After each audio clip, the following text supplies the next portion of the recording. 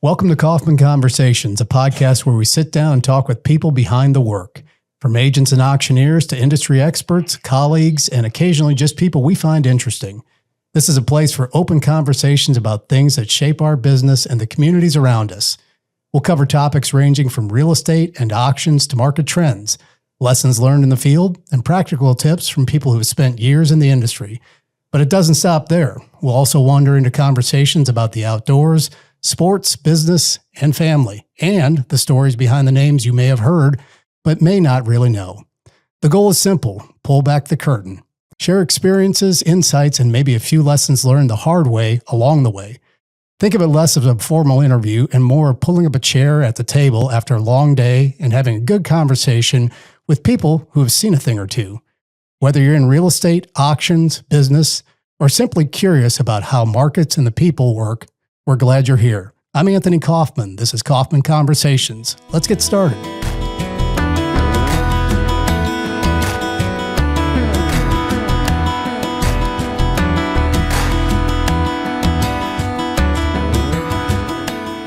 Welcome back to Kaufman Conversations. I'm your host, Anthony Kaufman. Joining us today is Cliff Sprang and Ray Yoder. We're going to get into a little bit of their background here in a minute. One of the reasons we wanted to bring these guys in is they both have some specialty areas that we thought were fitting to discuss, kind of dissect that, see what they're seeing in those markets.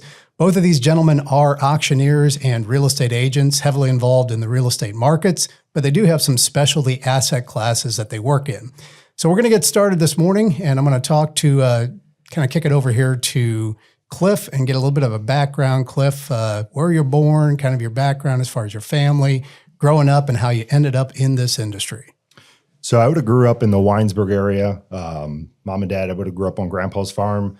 And that would have been, you guys would have actually sold the farm back in 2000, or it would have been 1998. I was a junior in high school. It was probably one of my first auctions that I was ever even a part of. But we grew up on Grandpa's farm, sold that in 1998. You guys did. Been with the company since 2002. So graduated from Highland High School, went to Muskingum College, and then in the middle of that, was always good friends with Pat in high school. Asked him if they needed any help between my freshman and sophomore year of college, and the rest is pretty much history. So this year makes it 24 years that I've been with the company. Is it really? If you include my part-time summer gigs in college or in high school. Yeah. So, yeah.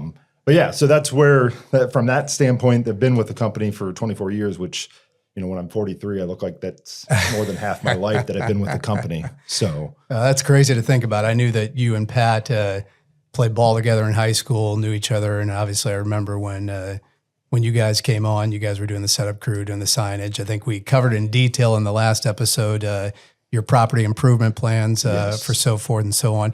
Give me give the listeners just a little bit of a background as well on your current family as far as you and Missy and the kids. So Missy and I got married in 2008, and Cooper was born in 13 and Callie are 11, and Callie was born in 2013. Gotcha. So they are 12 and 14. Both will be at Highland next year. Both active in sports. Both do very, very well academically.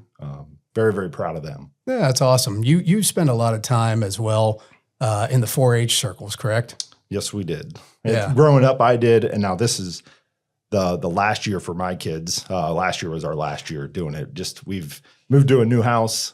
We don't have the time with the sports that we're involved in. We don't have the time, and I don't have the energy to do all that anymore.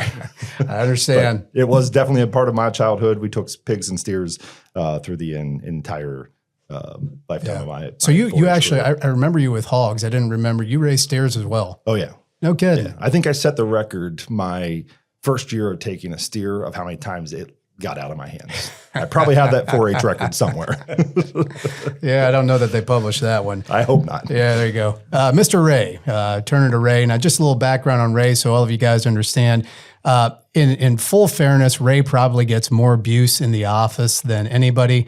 I have to say that the majority of it is probably well-deserved, but Ray is our resident whipping boy from time to time, but we love Ray. So Ray, just give us a little background as well on where you grew up, how you ended up in this industry, and where you are currently. Okay, yeah. Happy to be here today. How much do you want to know? I mean, that's a lot to unpack. I grew up on a 90-acre dairy farm, Amish farm, and I hated milking cows. That was the worst part of farming, but I did love the field work. And doing that was always fun. But yeah, grew up on a 90-acre farm close to Sugar Creek there.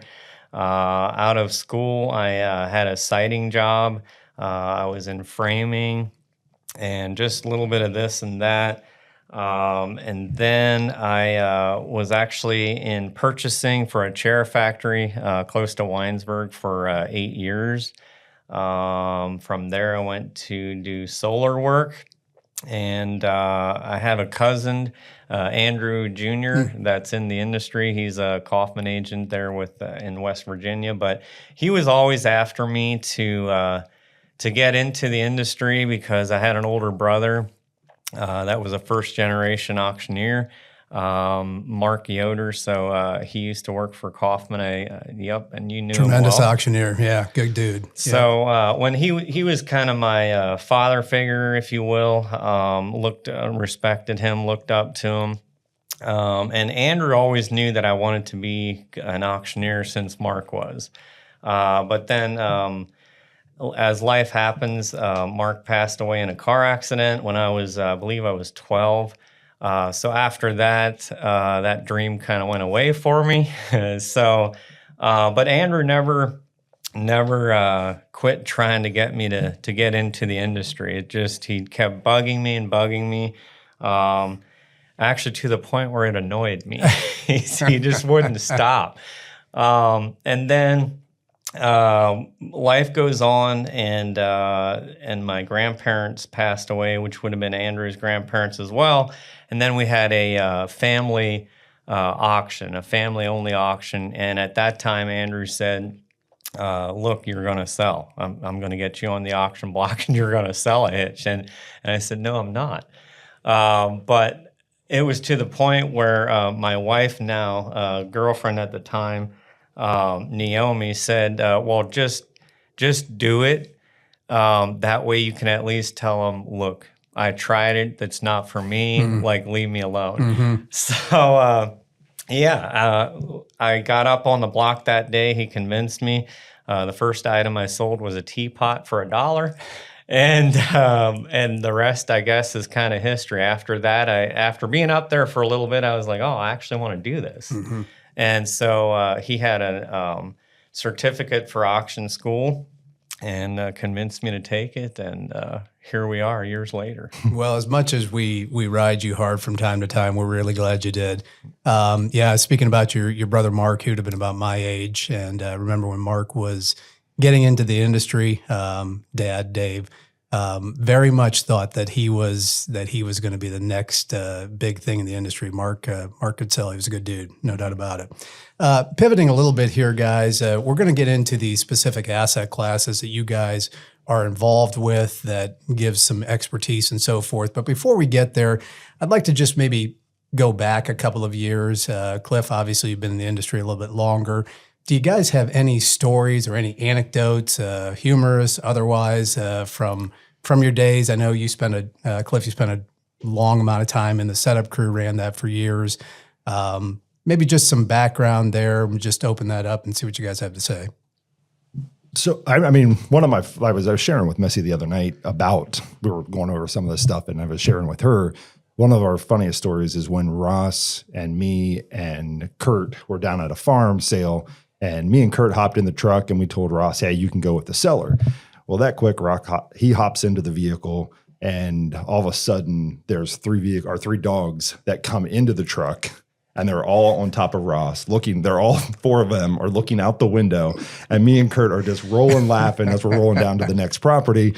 And it just always seemed that whatever sale we were at, whether it was me, Ross, and Pat, or me, Pat, and Derek, on the setup crew were some of the best times. Yeah.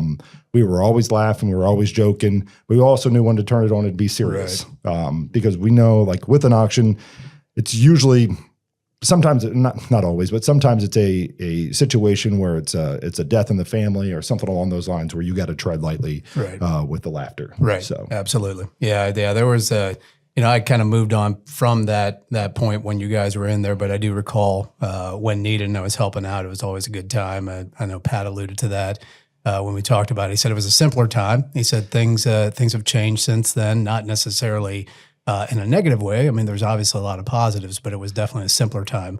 Ray, looking back, now you mentioned earlier that the first item that you sold was a teapot for $1. And I love a story like that because those things are implanted in your memory. I can specifically recall the first piece of real estate that I sold with Dad was a mobile home east of town going down towards the Breidenbach area. And I think that thing brought maybe 27,000 at that time. And it took some negotiation after the auction to get the deal together. And I just remember thinking that, wow, my dad really knows what he's doing. So I love those stories that harken back to things that you remember. I mean, obviously over the years, a lot of transactions take place, a lot of things happen, but having those implanted shows that you know where you came from. So maybe give a little bit of insight on some of the things that you remember. Well, I was just thinking about funny story. I tend to have a few of those, I guess. But I know a couple, this was early on as a licensed realtor. I had this appointment scheduled. It was a couple miles out of town towards Dover.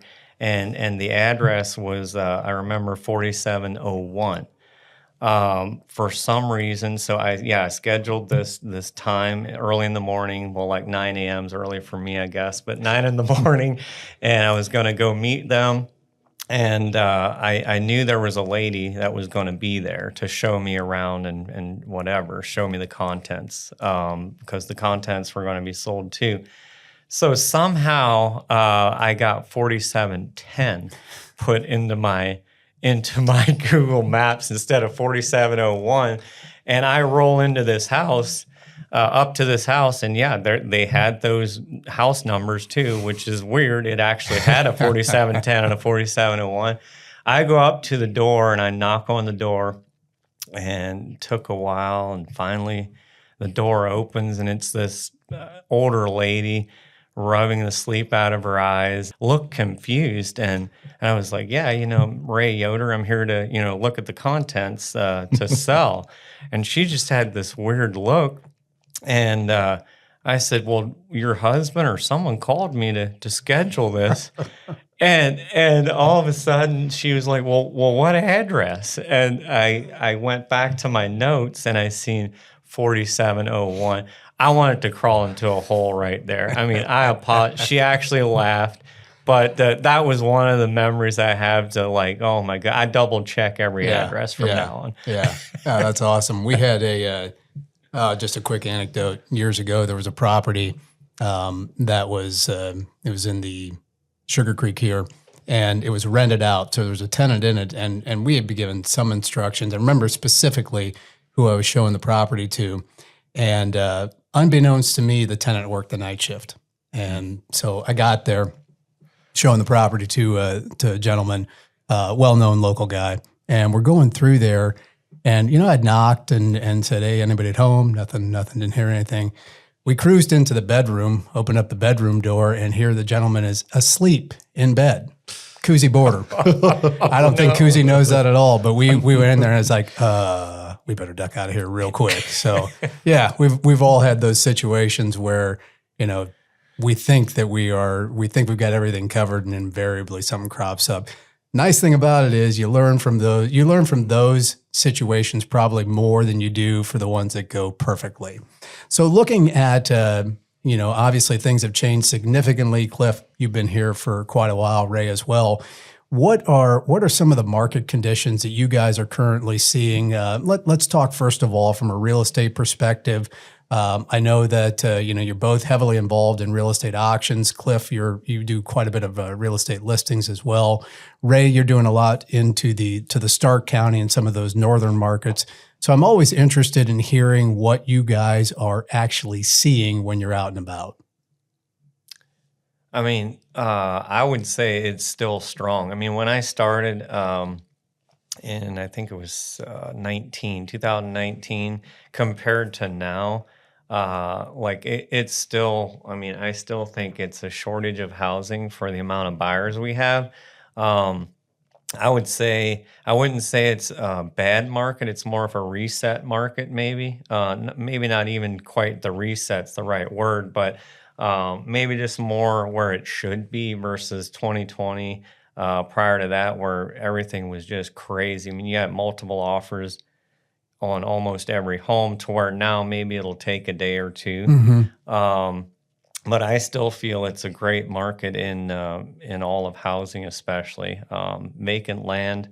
Cliff, you could probably allude more to that too. But I mean, I would echo the same statements. I mean, as Ray's saying, I mean, the residential housing market, especially in the Sugar Creek, Dover, Philly, Millersburg areas, is still very, very strong. If it's priced accordingly, it will move fairly quickly. There's definitely a lot more buyers out there than there are sellers. And I get it. Sellers, you guys are locked in at 2.75%, 3.5%. You don't want to move. Right.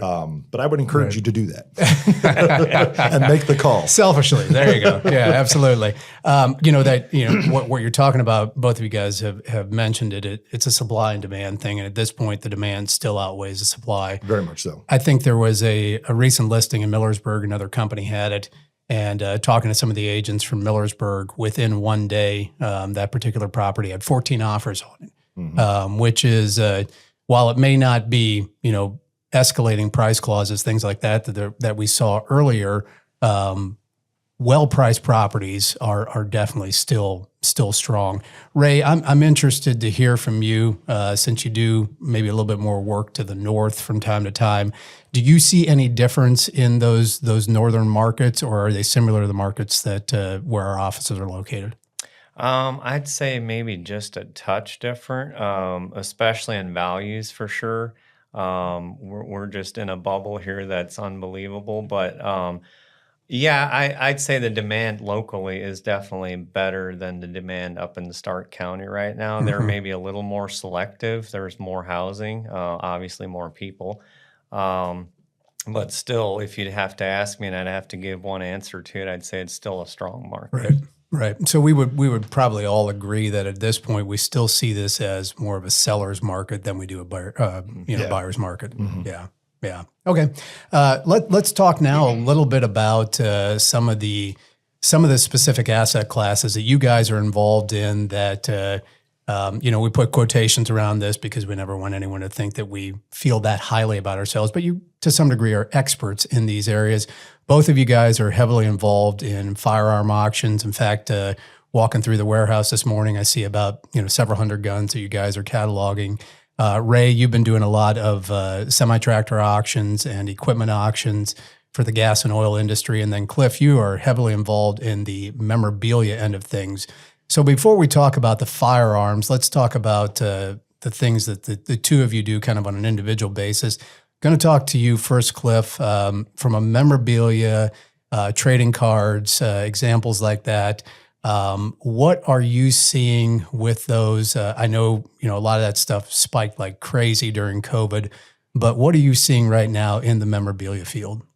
So I got into sports cards when I was as a young kid, and I would take my cards in and trade with all the other kids in my class. And that's what got me into the sports cards. Mm-hmm. And then I remember, I believe Kurt had the sale, but it was Esch Estate out of Strasbourg. And I remember having a strong interest in it.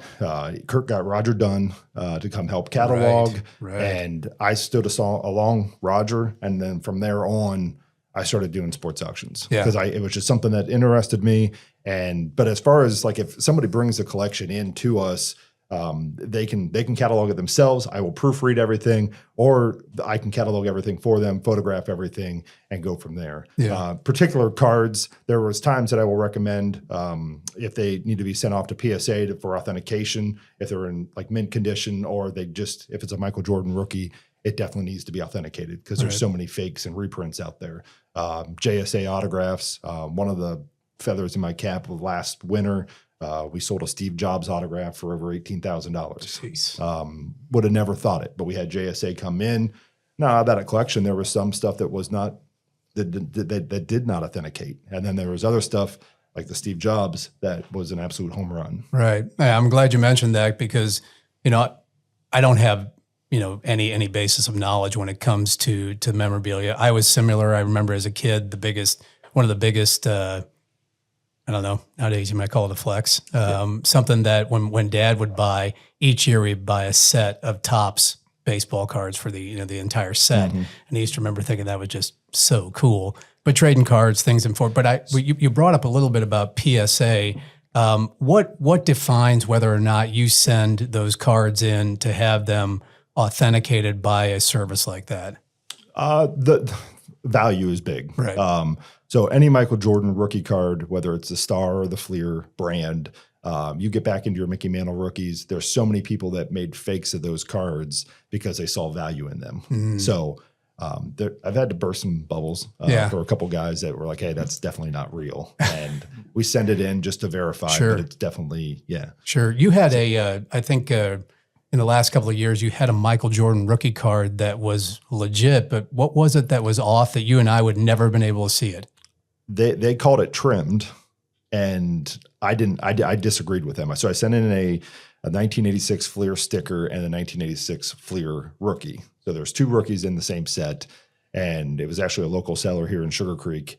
And we sent them both in. They authenticated the one. The other one they did not authenticate. But then I sent it off to another Beckett, which is BGS, and they authenticated a 9.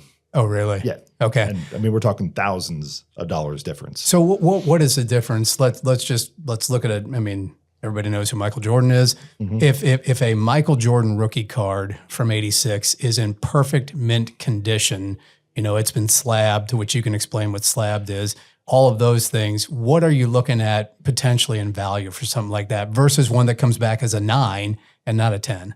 So the slab means that either PSA or Beckett has put it in a holder. Okay. And that's the most important thing because you can't get them out of the holder unless you crack them. Right. And then you run the risk of damaging that card. But as far as a Michael Jordan, I remember brokering a deal during COVID for a 1984 Star card that brought 23 or 24,000. And then within a year, that card was 48,000. No kidding. And now that card is 6 figures. Wow. And I mean, that guy sits there and thinks, oh my gosh, why didn't I just hang on to that thing? But the cards are like the stock market. I mean, it goes up, it goes down. It's a little bit of a roller coaster. Right now, Kobe Bryant's hot, Tom Brady's hot, Michael Jordan's always good. And your vintage, anything from the 70s and back is still very, very strong. Okay. Have you gotten into, and the only reason I bring this up, because I know nothing about this whatsoever, it just happened to be all over the news. You do anything with Pokemon cards? Not much. I know that there's a very strong market, but I don't know anything about it. Yeah. I've sold, typically when we get them in, we sell them by the box. Okay. They do well. Yeah. I'm always shocked, but I'm just like, I don't know what's in there. But you haven't gotten Logan Paul's? No. Logan Paul. Unfortunately not. All right. I'm just checking on that. Ray, you have, and I give you a lot of credit for this. I will say this. This is my plug on Ray before I crack on him on anything. You did some deals, quite a few sales recently for ProFrac, several of them here in Ohio, but quite a few in Texas. And I will say that when you got the initial contract, I looked at it and I said, wow, that's going to be a logistical nightmare. And to be very honest with you, there's very few people that I would want to see handling that scope, but you've done a tremendous job. Give us a little background into how that came about and maybe what you're seeing from, I know a lot of those were semi-tractors. What are you starting to see in some of that heavy equipment market? Yeah, so it was an adventure for sure. If you'd have told me when I got licensed that in a couple of years you'll be in Texas selling semi-trucks, I'd have probably laughed at you. But how that came about is how Kaufman ingrains us to handle every transaction is to take care of the people of who we get, who choose us to consult them and handle their transactions. So I did a real estate and content auction for a local people here, and the ProFrac's Northeast manager happened to be this couple's nephew. And he definitely, it was an interview for us. I mean, he was at the auction, he bought items, and that's kind of how the connection was there. Then we did an auction for them in Zanesville. Did really well, and from there they asked if we want to come to Texas. So that's how that came about. As far as the market in those, I feel like it's on an upward trend right now. The first auction we did for them was fall of 2024. And the gas and oil has dipped. The market, got lower there in 25, but it's kind of on the rise again. The prices are up. The oil and gas industry is more optimistic right now, starting into this spring and summer. So I feel like that market is definitely trending the right direction for sellers. The farm equipment market of things, I also feel is trending the right way, but maybe also was maybe a little on the soft side in the past, months. But I also feel like it's definitely looking like a great year for sellers in both of those markets. Yeah. I'm interested, and Cliff, I know you do this a lot with sales that you have where we call them virtual auction, where you essentially just have online platforms that are bidding against each other. Ray, for, when you're selling 100, 120 semi-tractors at one location and you're not going to have a large enough buyer pool at that auction, what was it that you did that, brought the buyers in as far as platforms, so forth and so on? So yeah, we actually offered them on 3 different online platforms, and then also a live. So we had 4 avenues that bidders could bid on these trucks. We also had preview days for every auction. They could come inspect them. And then, we have a great marketing team. Shout out to them at Kaufman. They helped with, I don't want to go in detail on what all they did, but it was a lot. Yeah. And we had hundreds of bidders. We sold trucks to Florida. We sold them to California. All over the U.S. We did sell one to Spain, but that guy never didn't materialize. Yeah, that does happen. But we definitely with providing those different avenues for buyers to bid on, that's what raised the prices for them. And I think you guys would both agree that as moving forward, especially in some of these specific asset classes, that the online bidding, that those avenues is beyond critical.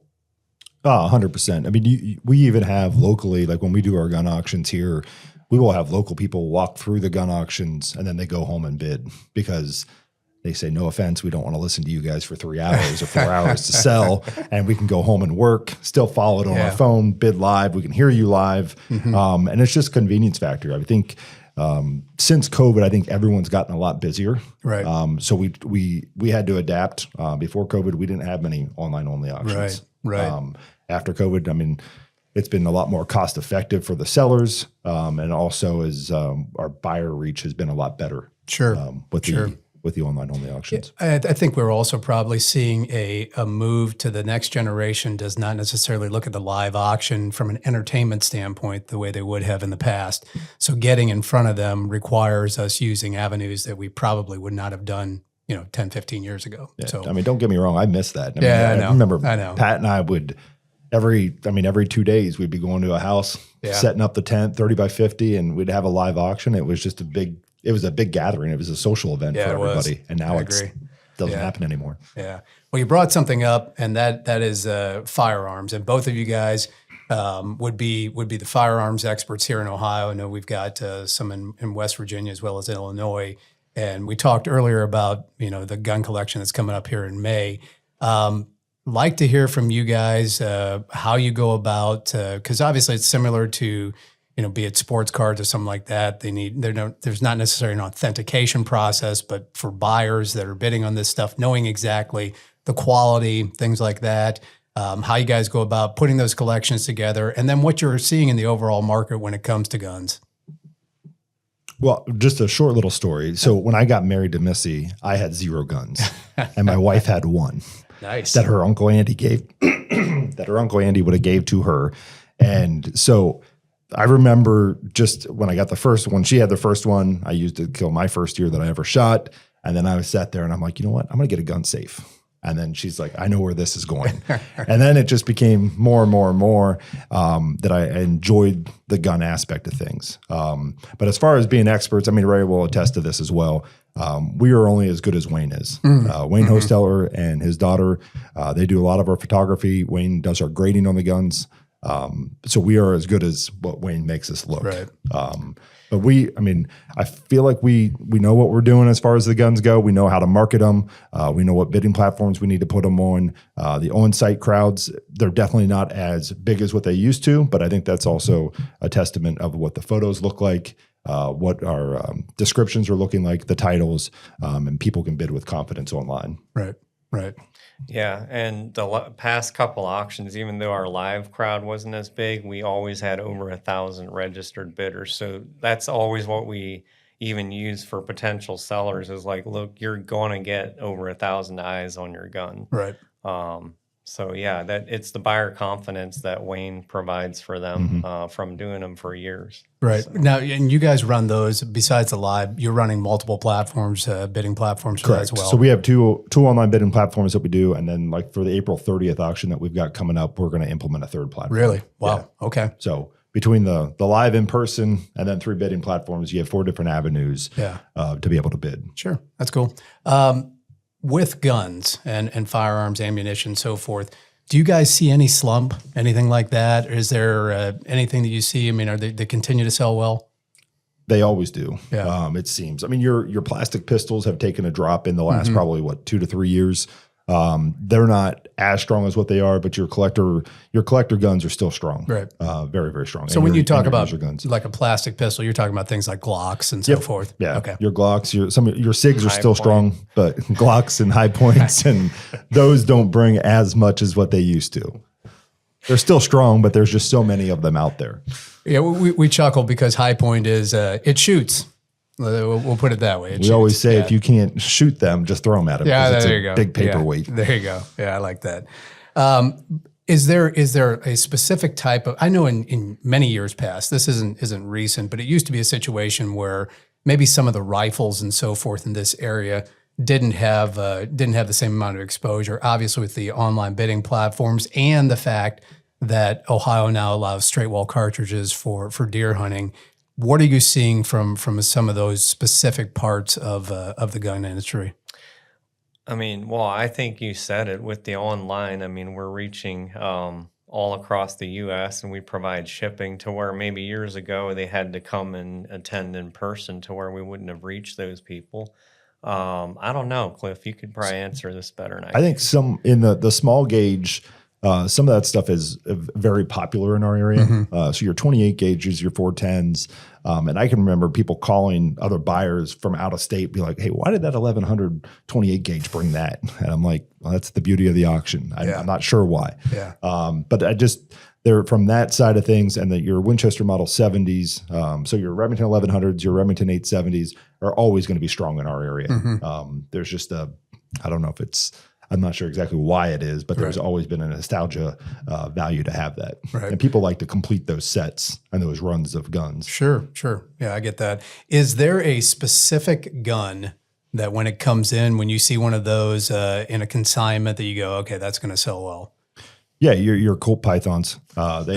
We've got one coming up in the April 30th auction. Now Colt just released new Pythons. So now it's going to make our job even more difficult figuring out, because the old guys, they still want the old Pythons. So then if it comes in, if you just get a Colt Python, but then if it comes in with the box and the box matches the serial number, then you're talking a significant more value. And those are what you guys refer to as the snake guns. That's correct. Okay. Yeah. And the Python is a 357? 357, and then you got the Diamondbacks, you got the Cobras. Yeah, there's a whole run of snake guns. The other ones I always fall in love with are the Winchester Model 42s, which is another one that's popular in our area. Yeah, and that's the 410. Yep. Okay. Well, I do appreciate that because, I mean, you can probably attest to this. I also, I like guns, very honestly. I looked at my gun safe the other night and thought, I need another gun safe. I think you do. Yeah, you're probably right. You got any coming up? Yeah, May 26th, right? May 26th. Okay, I'll keep that in mind.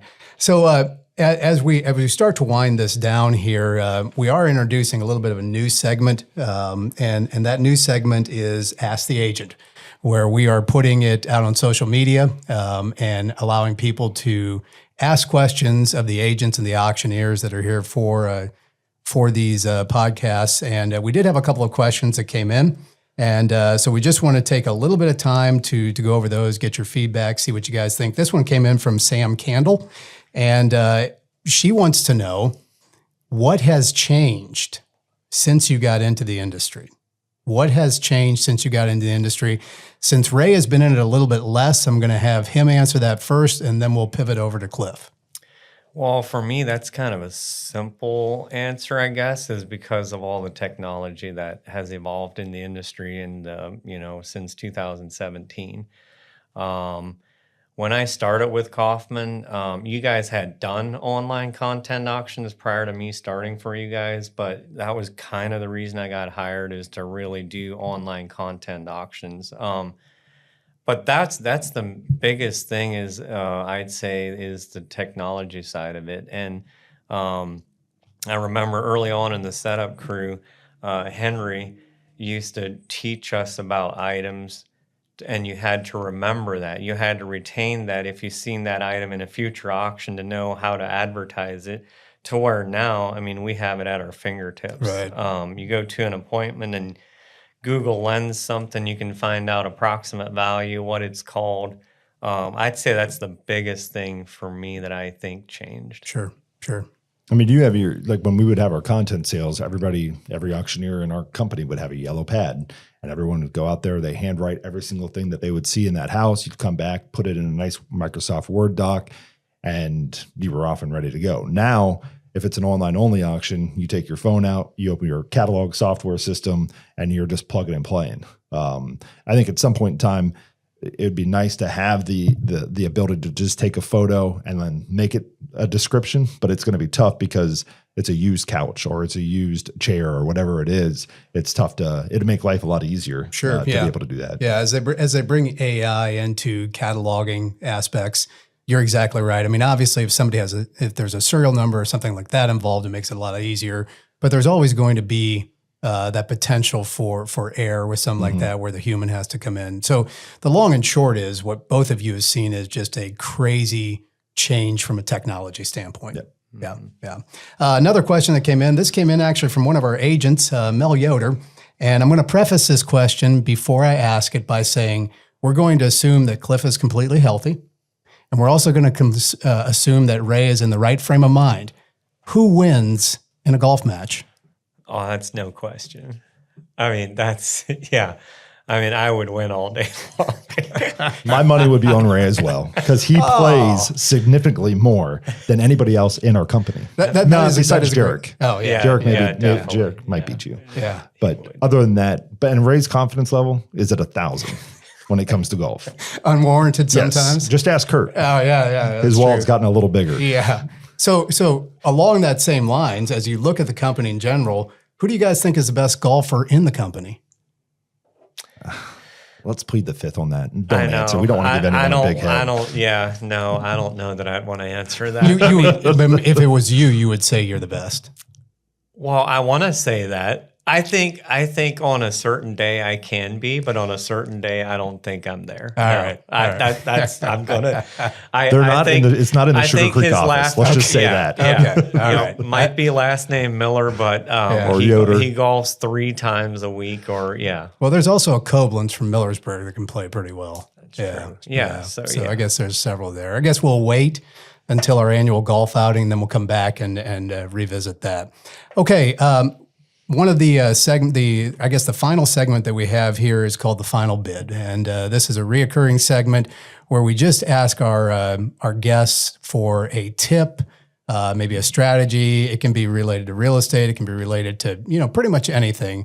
But we're just looking for some type of takeaway, shall we say? So for the final bid, Cliff, I'm going to start with you. One of the things that I feel like early on in my career, and I feel like I still am at times, is I'm a people pleaser. I would at times put my clients over my family. So the older I get, the older my kids get, and I realize he's 14, he's going to be 18 and going to college. Your time with your kids is very, very short. So I would say make sure that everything's aligned with your family. Don't miss their sporting events. Don't miss their choir concerts. Even if it's not of interest of you, you go and you support them. Yeah. I remember Junior Miller telling me that right from the get-go when my kids were young. He's like, don't miss their events. He goes, you can have another auction. You can have another listing. You can do that stuff. But yeah, so try not to, as much as you want to try and please everyone in this industry and be available, but also be available for your family. Yeah, I like that. I think sometimes, especially when we're sitting here talking about business, we sometimes forget about that is a part of our lives. That's not our life. And recognizing that you have a certain amount of time with those children. I mean, both of my daughters are out of the house now, and you give anything to go back to those high school days. Mm-hmm. So I understand that. I appreciate that, Mr. Ray. Well, one thing that I guess this is more of a life thing for me. That when I was working for Paradise Energy, we had a summit, one of our summits, and the one thing that got brought up there stuck with me I try to use that still, and I would give this advice to anybody younger. You might have heard it before, but it involves three things. Do something that you enjoy doing. And when I say that, I mean your work. Mm-hmm. And with that, it has to be something that is profitable. We all have bills. We all have, mortgages and whatever. So it has to be something you enjoy, something that makes money, and something that provides value. If you can align that center sweet spot of those three, you're going to go far in life. And I think for me, like it took Andrew, it took Kurt, it took Anthony to pry me away from a steady job that I had. I had the comfort of that income. My bills were being paid. And yet I was happy with what I was doing, but not as happy as I am now for what I'm doing. So if anybody younger, actually even older, I would tell them those three things is do something you enjoy. Then it doesn't feel like you have to get out of bed in the morning. It has to be profitable and something that adds value either to the people or to yourself. I like that. That's really good. And I do appreciate both of you guys bringing in more whole life lessons as opposed to something that's just very specific to the industry, and I like that a lot.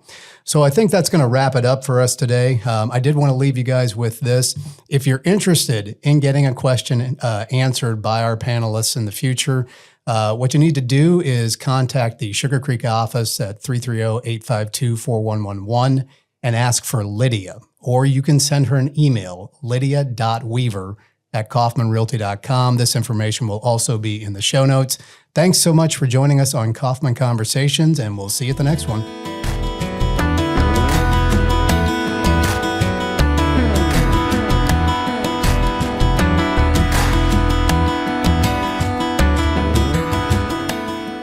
To catch all the Kaufman Conversations episodes, you can visit Spotify or Apple Podcasts, and they are also available on YouTube. For those of you who do not have access to any of those portals, you can call in to 206-402-0103, and the replay ID is 107-144-004 #.